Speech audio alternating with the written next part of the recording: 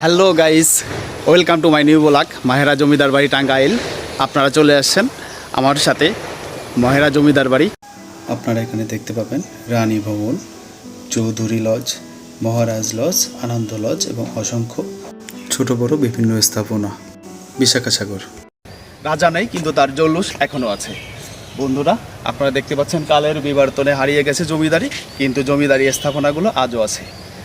এই যে মহেরা জমিদার বাড়ি, এই মহেরা জমিদার বাড়িতে আপনারা দেখতে পাচ্ছেন বাংলাদেশের ঢাকা জেলার অদূরে টাঙ্গাইলের মির্জাপুর উপজেলার অন্যতম একটি স্থাপনা। এই মহেরা জমিদার বাড়িতে অনেক সুন্দর সুন্দর স্থাপনা আছে, ঐতিহ্যবাহী স্থাপনা যেটাকে বলে। সেই রকম এই মহেরা জমিদার বাড়ি একটা কালো ইতিহাসও আছে। তো বন্ধুরা, পুরো ভিডিওটা আপনারা আমাদের সাথে থেকে দেখুন। দেশে উন্নতির ছোঁয়া লেগেছে, তারই ধারাবাহিকতায় এই সুন্দর রাস্তা আপনারা দেখতে পাচ্ছেন। বিভিন্নভাবে ঢাকা থেকে মহেরা জমিদার বাড়ি আসা যায়।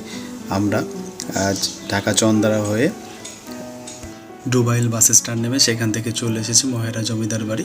আপনারা দেখতে পাচ্ছেন শুরুতেই আমরা টিকিট কেটে নিচ্ছি, যদিও টিকিটটা আগে 80 টাকা ছিল। তেলের দাম বাড়ার সাথে সাথে টিকিটের মূল্য হয়েছে 100 টাকা।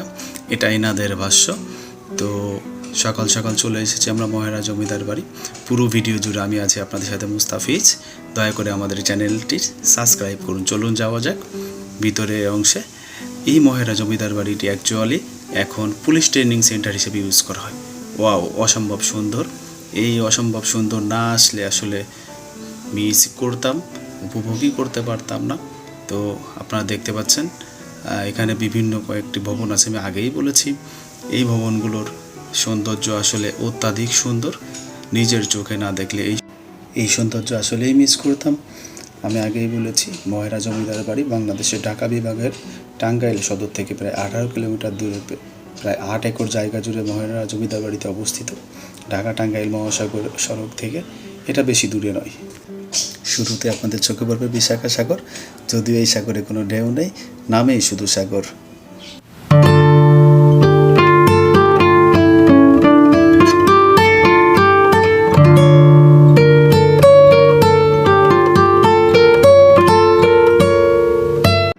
এটি হচ্ছে আমাদের বলা সেই মহারাজ লজ। তো এই মহারাজ লজের ভিতরে চলুন, দেখা যাক কি কি পাওয়া যায়। নির্মল শৈলী চোখে না দেখে বিশ্বাস করাই যায় না কতটা সুন্দর।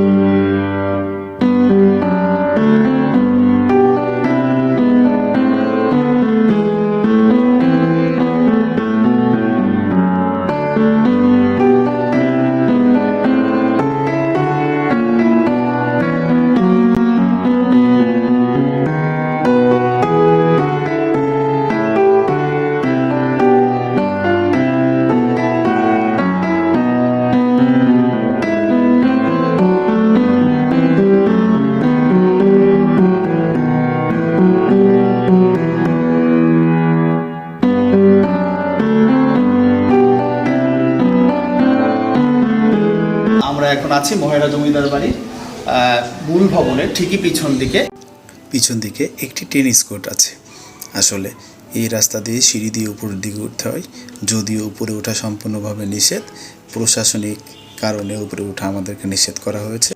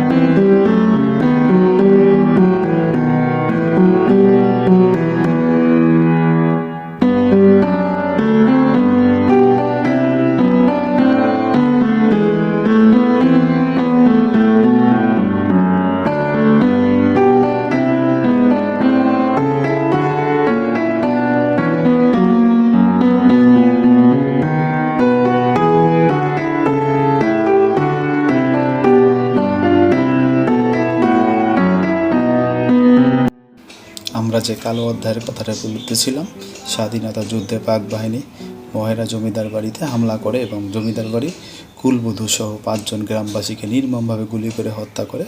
পরবর্তীতে তারা লৌহজং নদীপথে এই দেশ ত্যাগ করে। এখানেই তখন মুক্তিবাহিনীর ক্যাম্প স্থাপন করা হয়েছিল। এই জমিদার বাড়িটি পুলিশ ট্রেনিং স্কুল হিসেবে প্রতিষ্ঠা করার উদ্যোগ গ্রহণ করা হয় এবং পুলিশ ট্রেনিং স্কুলটাকে পরবর্তীতে পুলিশ ট্রেনিং সেন্টারে উন্নীত করা হয়।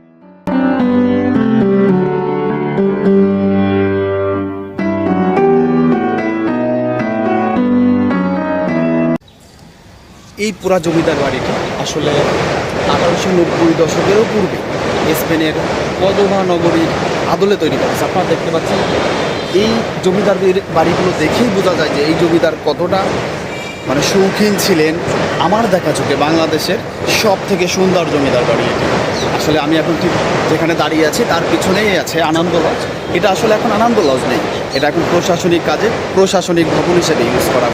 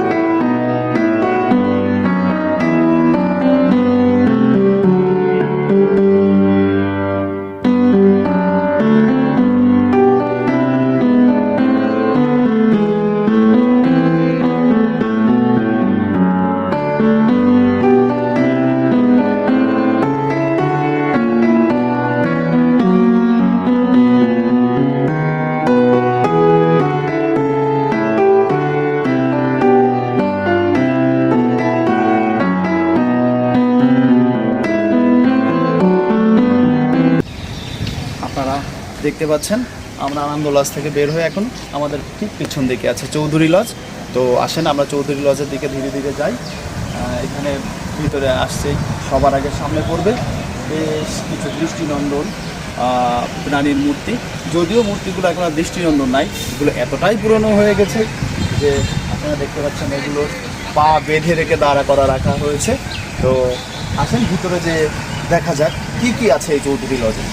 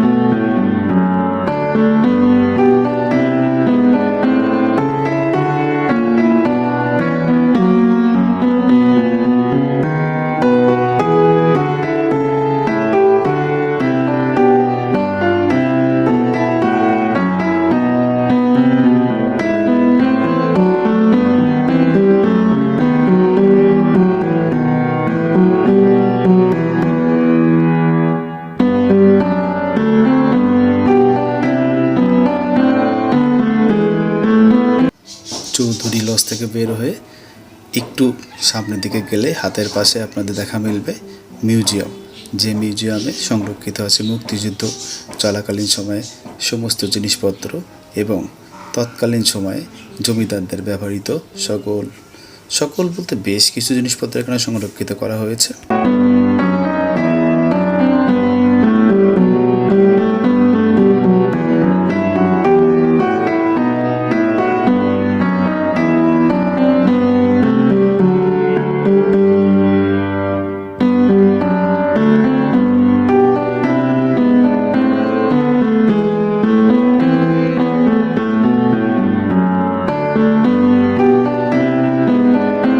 আপনাদেরকে দেখাচ্ছি আসলে তৎকালীন সময়ে রাজাদের ব্যবহৃত অনেক জিনিসপত্র এখানে রাখা হয়েছে খুবই যত্ন সহকারে।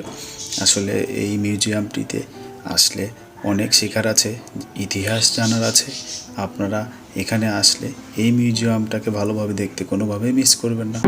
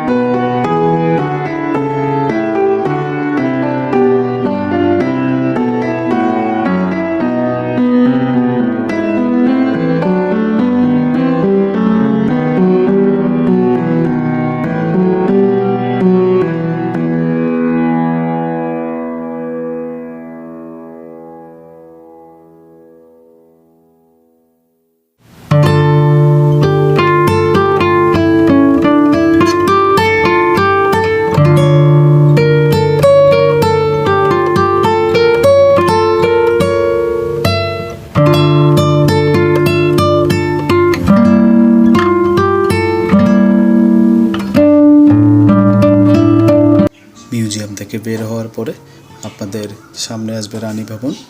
আসলে এখানে তৎকালীন সময়ে সেই সমস্ত জমিদারদের রানীরা এখানে থাকতেন। রানী ভবন থেকে আপনারা একটু সামনের দিকে গেলেই দেখতে পাবেন রানী পুকুর।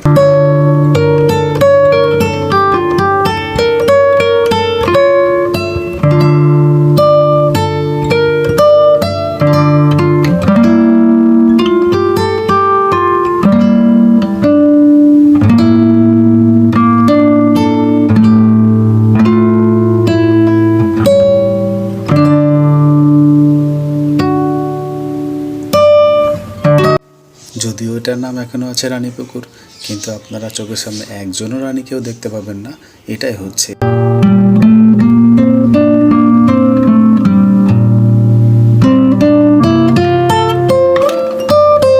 রানী পুকুর পার হয়ে একটু সামনের দিকে আসলে আপনাদের সামনে পড়বে পষ্টা পুকুর। পষ্টা পুকুরের মাছগুলো আসলে অনেক সুন্দর, বেশ অনেক রকমের মাছ আছে এখানে। আপনারা আসলে চাইলে মাছদেরকে খাবার দিতে পারবেন। এই পুকুরে বসে অবকাশ যাপন করতেন সেই সময় রাজা বা জমিদারেরা।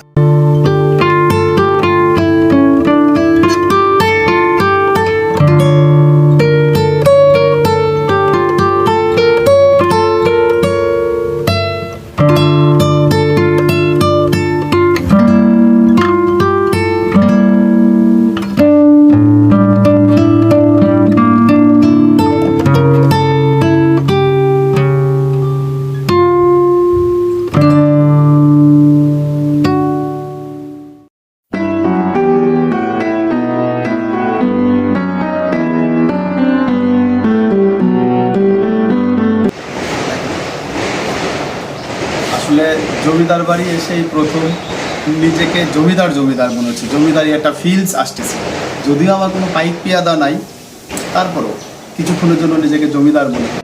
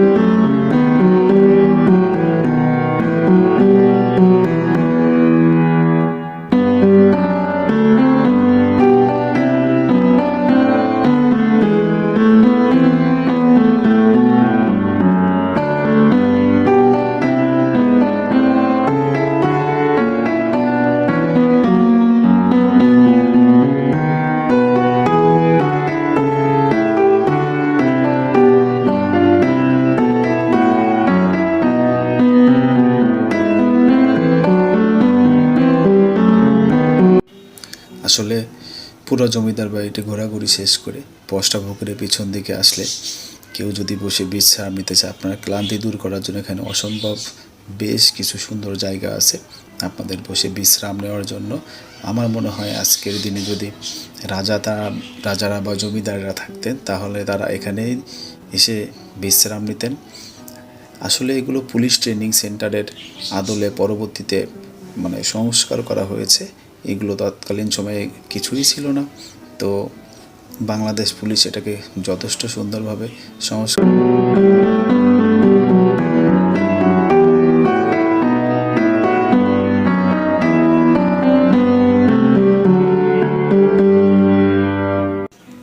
এগুলো দেখা শেষ করে কিছুটা সামনের দিকে আসলে আপনাদের চোখে পড়বে একটি দৃষ্টিনন্দন শিশু পার্ক। আসলে অনেক ছোট ছোট ছেলেমেয়েরা এই শিশু পার্কে এসে সময় কাটান। তো এগুলো বাংলাদেশ পুলিশ পরবর্তীতে সংস্কার করেছে এই জমিদার বাড়ির সৌন্দর্যটাকে আরও বাড়ানোর জন্য, আরও মনোমুগ্ধকর করার জন্য এটি তৈরি করেছেন। আমরা আপনাদেরকে দেখাচ্ছি।